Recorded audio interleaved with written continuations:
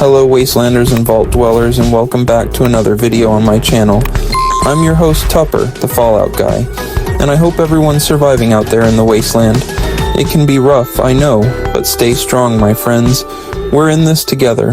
Did Fallout predict the future? In Fallout 2, the US annexes Canada in 2066. And now, years later, a shocking statement from Donald Trump has everyone asking, could Fallout's dark history be coming true? In this video, we're digging into the unsettling parallels between Fallout's post-apocalyptic world and today's real-world political tensions between the US and Canada. Trust me, what we're about to break down might just blow your mind, and it's a little bit scary. Is Fallout's darkest timeline closer than we think?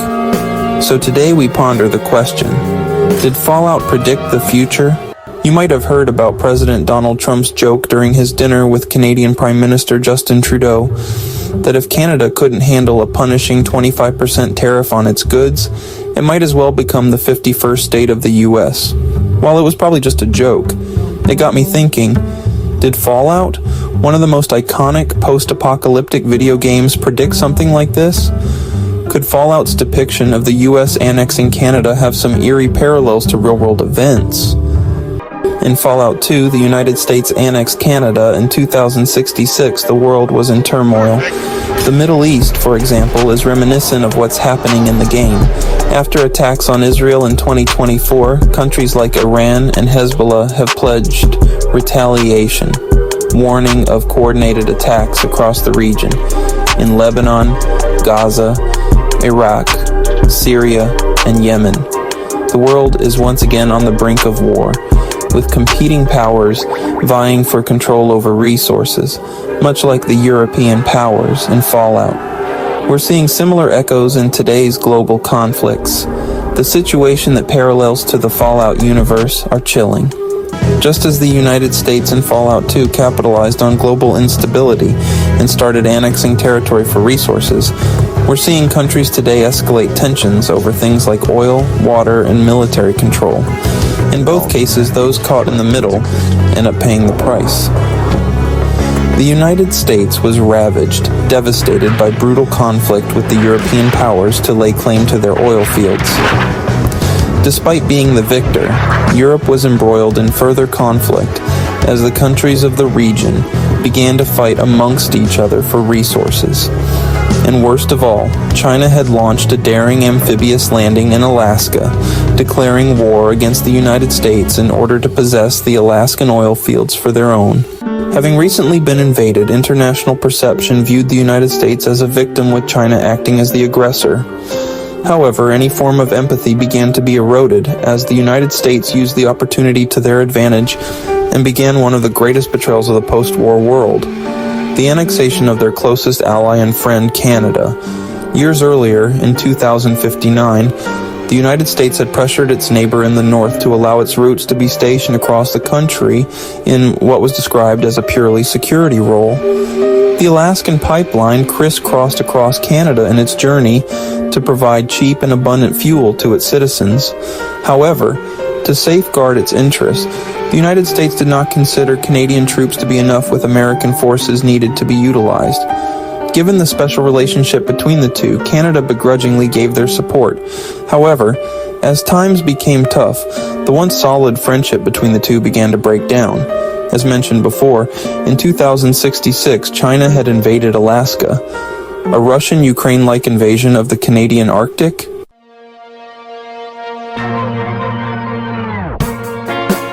In the real world, tensions with Russia and China continue to escalate, especially in strategic regions like Alaska, where the United States and Canadian airspace intersect. Just like in Fallout, the modern world faces military encounters and the threat of escalation, such as these recent air intercepts, which mirror the geopolitical strife seen in the game. In Fallout, military forces from the United States and other powers routinely engage in combat to protect critical assets. and defend against external threats, often involving aerial or air defense systems. The real-world actions of NORAD detecting and intercepting foreign aircraft in North American airspace directly mirror the kind of air defense operations and tensions that define much of the Fallout universe. Binational cooperation between the United States and Canada and NORAD, ensuring mutual defense against outside threats, is also a reflection of alliances formed in Fallout under the shadow of impending conflict. In Fallout 2, the United States annexes Canada in a time of global chaos, especially focusing on securing the Alaskan oil fields. In the real world, the Arctic and Alaska continue to be seen as strategic military and resource-rich areas. The interception of Russian and Chinese aircraft near Alaska highlights the importance of this region in contemporary geopolitics. Similarly, Fallout presents the United States fighting to secure its northern borders and resources, albeit in a post-apocalyptic setting. The role of advanced technology in tracking and intercepting enemy aircraft, as demonstrated by NORAD, reflects the kind of technological arms race depicted in Fallout. In the game, advanced technology, satellites, and communication systems are used to monitor and engage in military operations. While Fallout imagines a world where technology was often used in destructive and catastrophic ways, the real-world use of military tech today is similarly high-tech, designed to maintain control over contested areas and prevent any major attacks. The parallels between Fallout and real-world events, like the recent NORAD intercepts, lie in the ongoing tensions between global powers, the use of military technology for defense, and the strategic importance of areas like Alaska.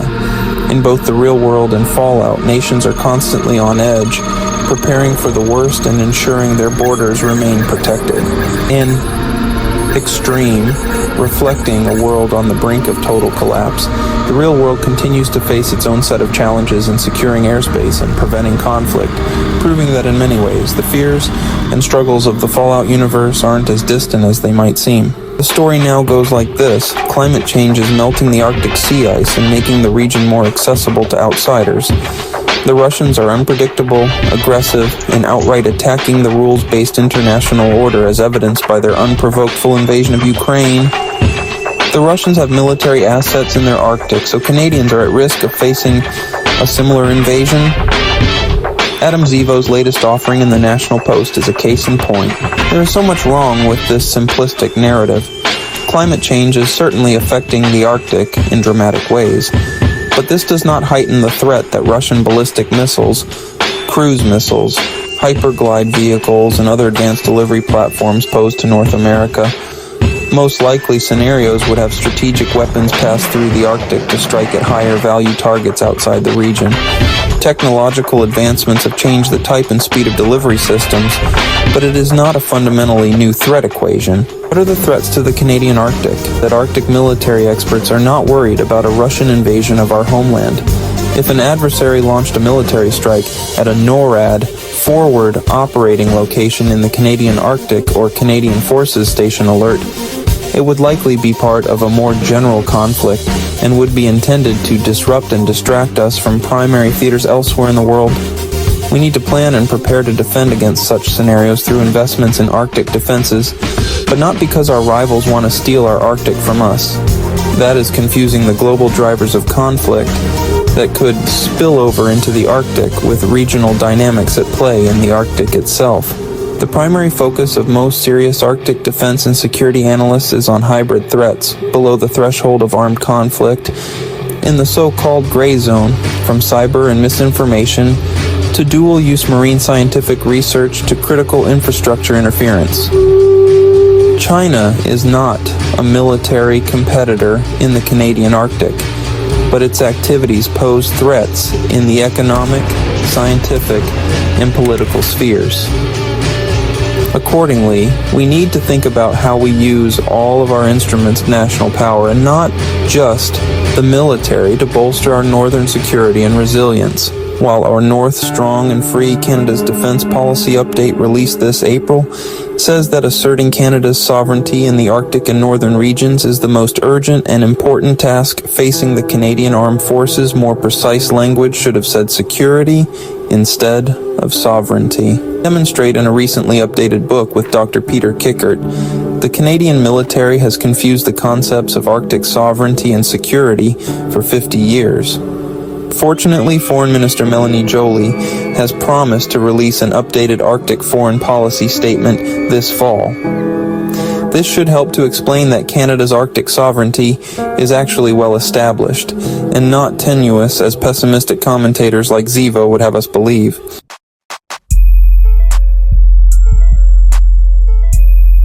Careful readers will note that all of Zivo's scenarios are hypothetical and future-oriented.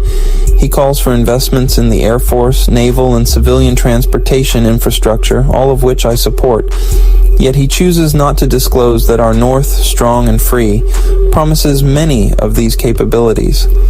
Although the commitment to explore options for renewing and expanding our submarine fleet to include new under-ice capable, conventionally powered submarines remains wishy-washy. Once these submarines are actually costed, they are likely to push Canada over the 2% of GDP threshold for military spending to which we have committed as a NATO member. I look forward to the day when Canadian representatives can walk into meetings with our allies with Canada, having met this minimum obligation. In Fallout 2, the United States annexed Canada in 2066 during a time when the world was in complete chaos. The Middle East had been devastated by brutal conflict, and Europe was embroiled in a fight over oil fields. China, on the other hand, launched an amphibious assault on Alaska, declaring war on the U.S. to seize the valuable Alaskan oil fields. The U.S. was seen as the victim, but as tensions escalated, something much darker unfolded. So how does this relate to the real world?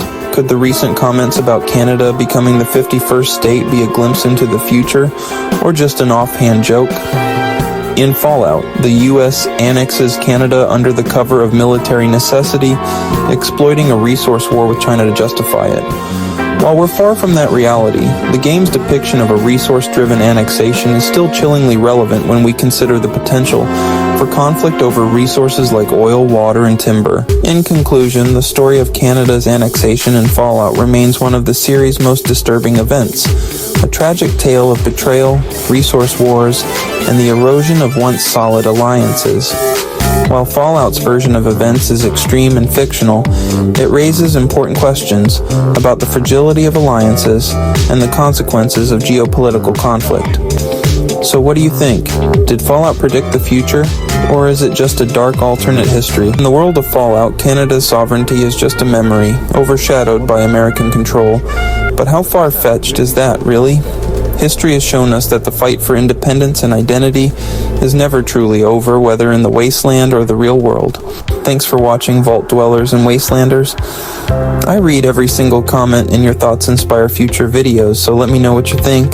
If you enjoyed this video, check out my breakdown of the Great War of Fallout, how it all began. And don't forget to like, subscribe, and hit that bell icon to stay updated on all things Fallout.